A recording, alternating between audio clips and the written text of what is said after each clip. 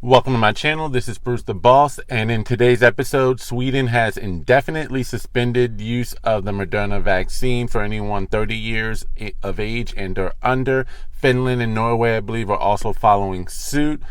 By the way, don't forget to subscribe to this channel, like this video, comment on this video, share this video. Now, YouTube, do not get mad at me. I am not talking about this being an absolute, the reasons for this being absolute certainty or 50-50 chance.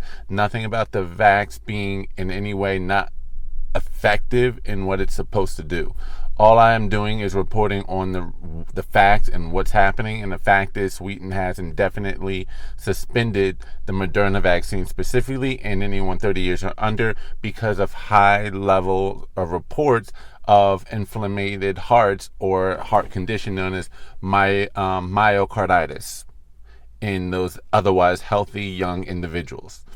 That's what's going on in Sweden right now and in the Netherlands. And so we just need to be mindful of that. If you have gotten the Moderna vaccine particularly, and you're of that particular age group and you're relatively active and or athletic, go ahead and get yourself checked just to see and or be sure, because my younger brother actually passed away 7 years ago in 2014 due to also an inflamed heart that he otherwise did not know he had.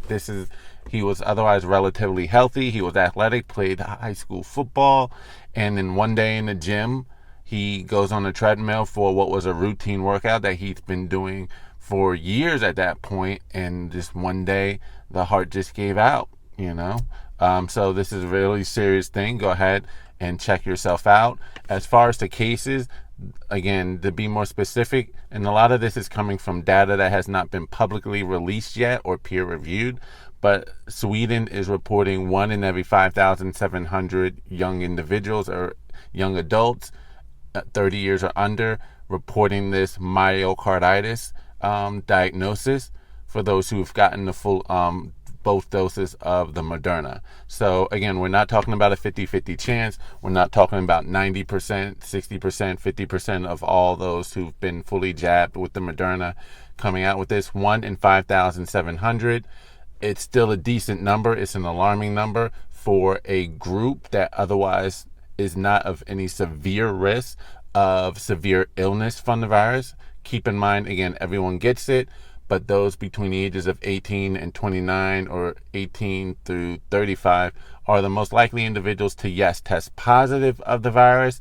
So they are getting it, they are spreading it, catching it, but as far as the severity of their illnesses, it is not that likely. In fact, the chances of you getting hospitalized when you're young, in your 20s and even young 30s, and otherwise healthy are about 1% or less, so long as, again, you're not overweight, you're not diabetic, you don't have asthma, COPD, relatively healthy. The average age of hospitalization, according to the CDC, is still 66, and those who do make up the hospitalizations, over 95%, all have some other pre-existing condition like the aforementioned.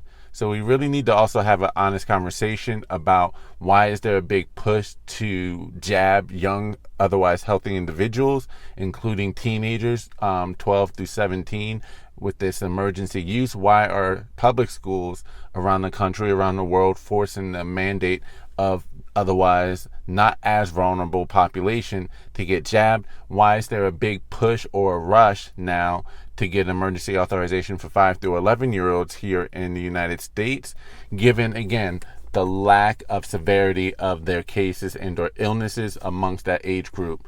Now, they all talk about hospitalizations among children or children's hospitals rising in their cases here and there, but let's not lose sight of the fact that, one, according to North Carolina report, and this is the only one that decided to actually look into the health of these kids who are getting hospitalized, they actually admitted over 90% were overweight. So that makes me wonder, because the condition of the kids in all of these other areas have not been released. I believe, honestly, if there is a rise in hospitalization and or severe cases among kids and or young youth, it's because of their weight. Especially with CNN lying about this one, 10-year-old girl who recently passed away. My heart goes out and prayers go out to her family, her parent, but they're trying to make the case that this girl was healthy when she was clearly pretty much overweight.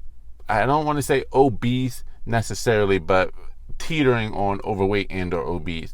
And yet they tried to make the case that she was somehow a young, healthy 10-year-old who succumbed. And this is definitely the trend among young people who have been succumbing to major severe illnesses and or death, is their health. And that's another conversation for another day. But let's not make it seem as though this is something that affects youth across the board equally and or evenly. And what is the risk reward factor of getting the jab versus natural immunity? So that's the video. Let me know what you think about it. Leave your comments in the comment section. Don't forget to like this video if you agree that we are rushing it of potentially getting jabbed within a population base that might not need it. Don't forget to subscribe to this channel. This is Bruce the Boss, and I'm out. Peace.